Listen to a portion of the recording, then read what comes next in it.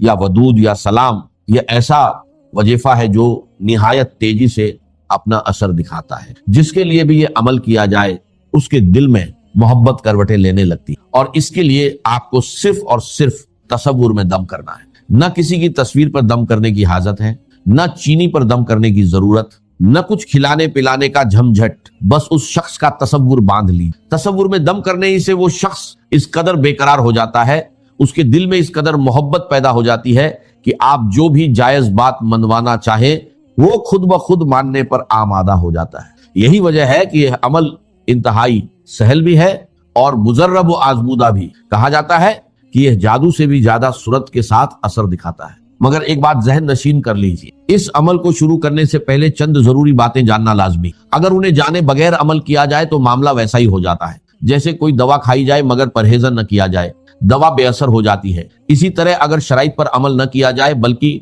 उनके बरखिलाफ कुछ कर लिया जाए तो इसके मुज़िर असरात भी सामने आते हैं। लिहाजा अगर आप ये अमल करने जा रहे हैं और इसका मुकम्मल और फौरी असर हासिल करना चाहते हैं, हर जायज बात मनवाना चाहते हैं, तो ये अमल इन्हीं शराइत के साथ की। आइए अब इस अमल को तफसील से समझते हैं। सबसे पहली चीज है या वदूद या सलाम। ये दोनों अस्मा ए मुबारका अल्लाह ताला के सिफाती नाम है और अल्लाह ताला की दो अलग सिफात की नुमाइंदगी करते हैं। एक मोहब्बत की सिफत, दूसरी सलामती की सिफत। यानी मोहब्बत भी नसीब हो और वो मोहब्बत सलामत भी रहे। ये नुक्ता समझ लेने के बाद आगे बढ़ते हैं। इस अमल के लिए सबसे पहले वक्त का तयन जरूरी है। जो वक्त बताया जाए ऐन उसी वक्त पर यह अमल करना है, तभी इसका भरपूर नतीजा मिलेगा। इसके लिए दो औकात निहायत अहम हैं जो आगे चलकर बयान किए जाएंगे, साथ ही शराइत और तरीका भी बताया जाए। बस वीडियो को मुकम्मल बगैर किसी हिस्से को छोड़े देख लीजिए ताकि बार बार किसी और अमल की हाजत पेश ना आए। एक बार ये अमल कर लेना जिंदगी भर के लिए काफी हो जाता है। इसके बाद जब भी कोई परेशानी लाहक हो, कोई हाजत दरपेश हो, किसी अफसर से बात करनी हो, रिश्ते का कोई मामला हो या घर में कोई मसला खड़ा हो जाए, यही अमल दोहरा लीजिए। इंशाअल्लाह उसी दिन मसाइल हल होना शुरू हो जाते हैं। तो सबसे पहली चीज है ये वदूद। इस इस्म ए मुबारक के बारे में बहुत से लोग मुख्तलिफ अमाल बताते हैं और बहुतों ने इसके वजीफा भी किए होंगे, मगर जो अमल आज बयान किया जा रहा है यकीनन इससे पहले नहीं किया हो, क्योंकि जो शख्स एक बार ये अमल कर लेता है उसे दोबारा किसी और अमल की जरूरत ही पेश नहीं आती। यह ऐसा रूहानी अमल है कि जो लोग या वदूद के दीगर अमाल व वजैफ कर करके थक चुके हैं या मोहब्बत के दूसरे वजैफ आजमा कर मायूस हो चुके हैं, वो बस यही एक अमल कर ले। ये इस कदर पुरअसर है कि इधर अमल शुरू किया और उधर तासीर मिलना शुरू हो जाती है और अपनी मुश्किलात को हल होते हुए खुद अपनी आंखों से। ये समझ लीजिए कि या वदूद एक नादिर और नायाब इस्म ए मुबारक है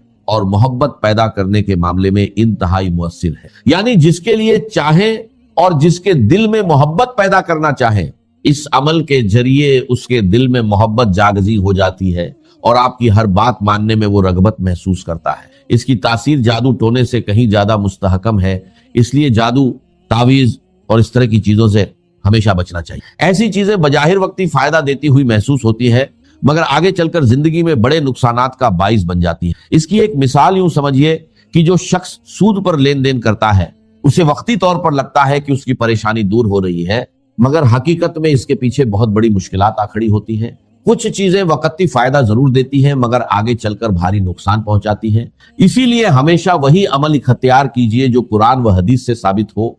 अल्लाह ताला के इस इस्म ए मुबारक या वदूद का मतलब जानना जरूरी है। इसका माना है मोहब्बत, यानी वो जात जो मोहब्बत करने वाली और मोहब्बत का सरचश्मा है।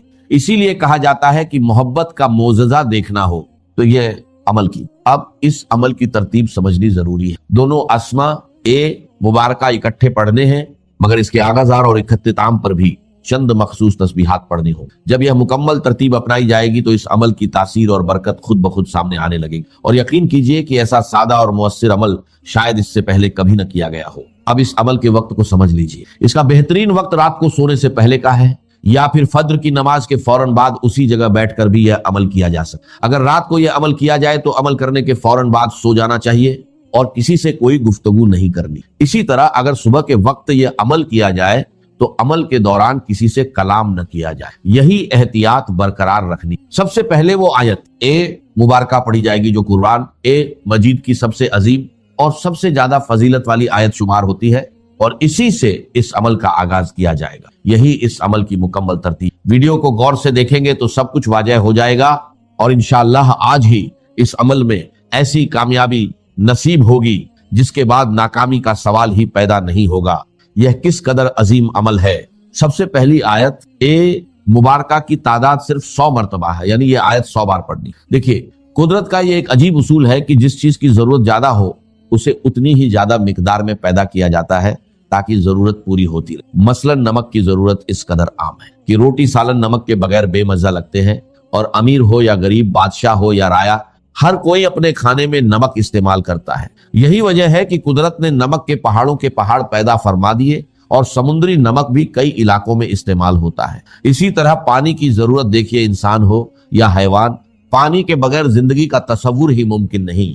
اسی لیے اللہ تعالیٰ نے دریاؤں کے دریا بہا دیے. بالکل اسی طرح ہر مسلمان کو، خواہ مرد ہو یا عورت، اپنی زندگی میں بسم اللہ الرحمن الرحیم کی اس قدر ضرورت ہے کہ گویا کسی اور آیت کی ضرورت ہی نہیں رہتی. قرآن پڑھا جائے تو بسم اللہ پڑھی جاتی ہے، نماز پڑھی جائے تو بسم اللہ پڑھی جاتی ہے، کھانا کھایا جائے تو بھی بسم اللہ پڑھی جاتی ہے. یہ اتنے سادہ الفاظ ہیں کہ ان میں اللہ تعالیٰ کی 3 صفات یکجا موجود ہیں، اور عالم ہو یا جاہل، دیہاتی ہو یا شہری، عربی ہو یا عجمی، بچہ ہو یا بوڑھا، ہر ایک کی زبان پر یہ آسانی سے یاد ہو جاتی ہے تاکہ کوئی مسلمان بھی بسم اللہ کی برکت سے محروم نہ رہے. تو یہی پہلی آیت مبارکہ ہے جو مکمل اس طرح پڑھنی. بسم اللہ الرحمن الرحیم، بسم اللہ الرحمن الرحیم، بسم اللہ الرحمن الرحیم. اس کے 2-3 فائدے ہیں اور یہ خود بھی اس عمل کا حصہ ہے، بلکہ اس عمل میں کامیابی کا ایک اہم ذریعہ. یہ نہ سمجھیے کہ یہ محض ابتدائی رسم، یہی خود ایک باقاعدہ عمل ہے جو بیان کیا جا رہا ہے. اسی طرح عمل کا آغاز کرنے کے بعد اگلا مرحلہ